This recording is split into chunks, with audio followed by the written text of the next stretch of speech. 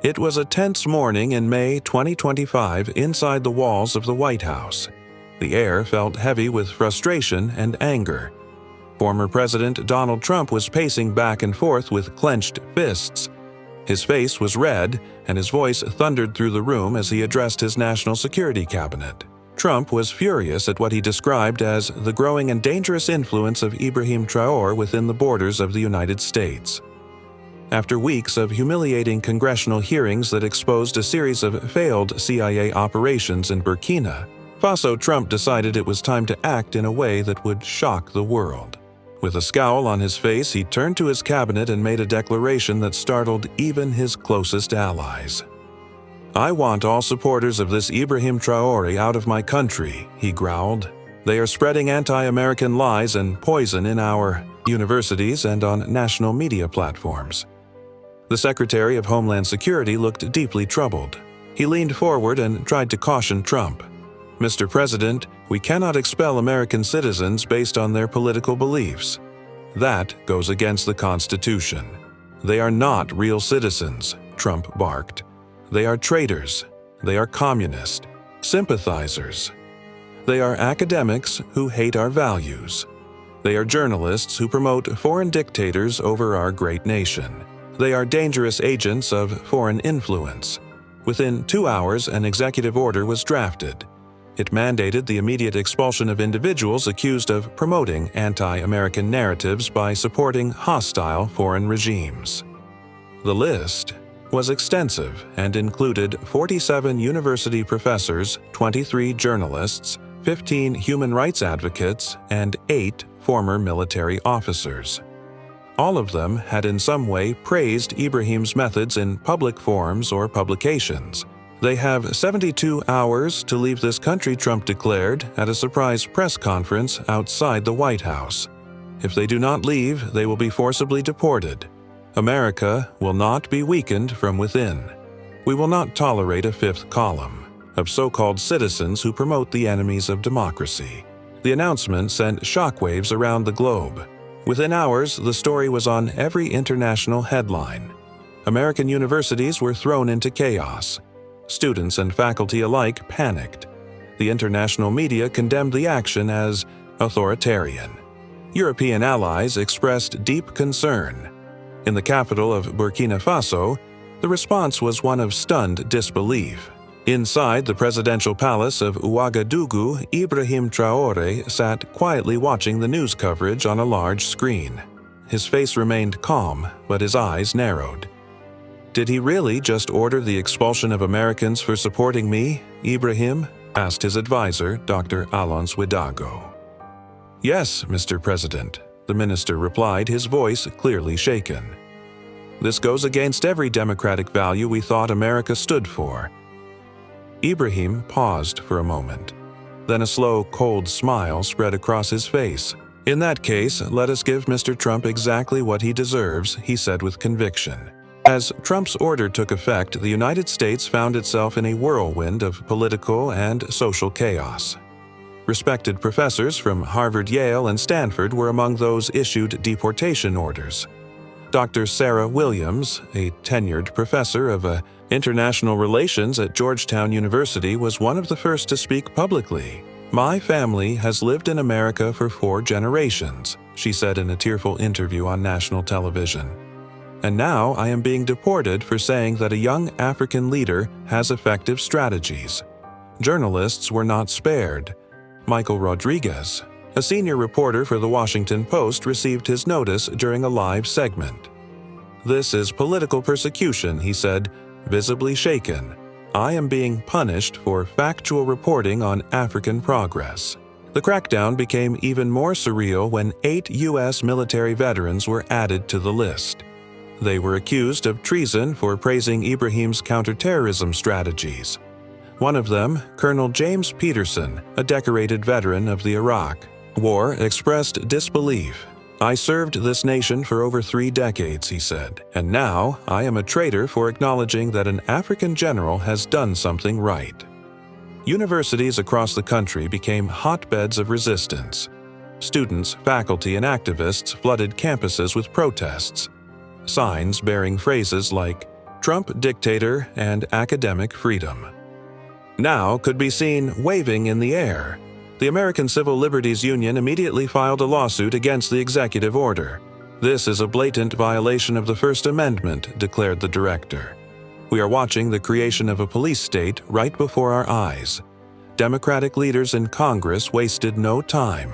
They called an emergency session. Speaker Nancy Pelosi addressed the nation. The president has lost all control, she said.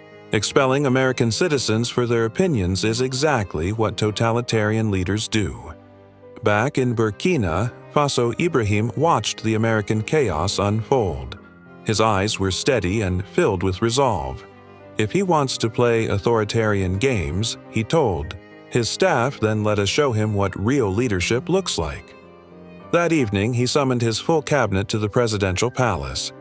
The room was quiet with tension. Everyone understood the gravity of the moment. Gentlemen, Ibrahim began, Trump has crossed a line that should never be crossed.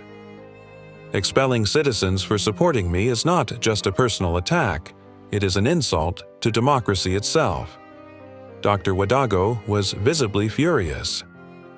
Mr. President, this is a betrayal of every principle America claims to uphold.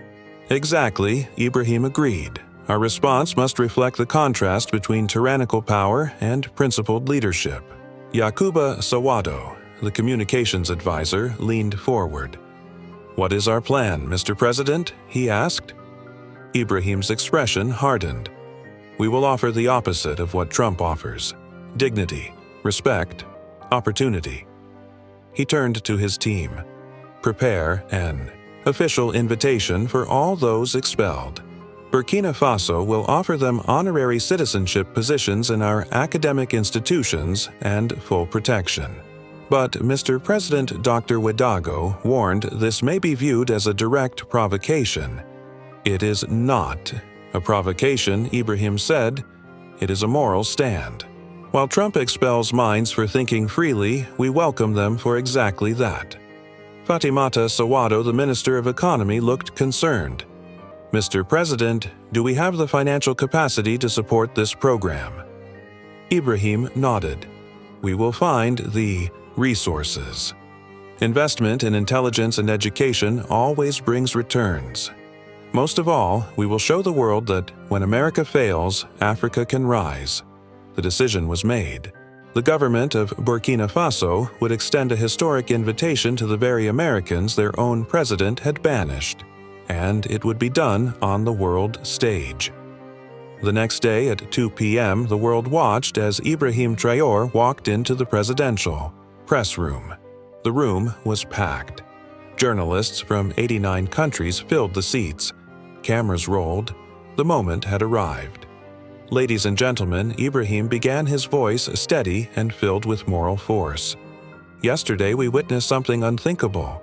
The United States expelled its own citizens for expressing opinions. A list of names appeared on a screen behind him. Respected professors, veteran journalists, decorated military officers, all targeted for publicly supporting our methods. Today, he continued, Burkina Faso responds with dignity. We offer full honorary citizenship to every American persecuted by the Trump administration. The room erupted in gasps. Reporters furiously typed every word. But that is not all, Ibrahim added. We offer positions at our universities' research centers and media platforms. We welcome brilliant minds cast aside by fear and authoritarianism. A BBC reporter asked if this was a provocation. Ibrahim replied calmly, This is a demonstration of our values. When one nation abandons freedom, it is the duty of others to uphold it. The details on the screen were impressive. Competitive salaries, guaranteed housing, free education for children, full legal protection, a clear path to permanent citizenship. American professors would earn the same salary as they did in the U.S. with additional benefits like universal health care and security. An Al Jazeera reporter asked how this would be funded. Ibrahim revealed that China, Russia, and the European Union had already pledged support. They believe in our commitment to freedom and intellectual sanctuary.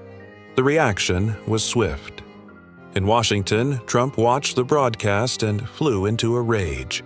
He smashed a remote against the wall and shouted, "That African kid is trying to steal our citizens. This is war. Mobilize the military, seal the borders, freeze Burkina Faso's assets." His advisors tried to calm him. "Mr. President, these are people. You expelled," they reminded him. But Trump was beyond reason. "I do not care," he screamed. "No one humiliates America." Meanwhile, back in Burkina Faso, the offers were being accepted. Dr. Sarah Williams was the first to publicly agree. "If my country rejects me, then I will accept the dignity offered by Africa." Within hours, 67 of the 93 listed Americans had accepted Burkinabe citizenship. Social media exploded with hashtags: Trump refugees, African freedom, Burkina honor. People across the globe began to marvel at the irony. Americans seeking asylum in Africa to escape political persecution in their own country. In Europe, leaders responded with admiration. President Macron praised Ibrahim's leadership. Other American allies expressed deep concern over Trump's policies. At home, American universities stood in open defiance. The presidents of 47 major institutions issued a joint statement condemning the assault on academic freedom and Ibrahim's offer as heroic. Protests erupted in major cities. Signs read, "Trump is the tyrant," and "Thank you, Ibrahim." What Trump believed would be a show of strength had become a global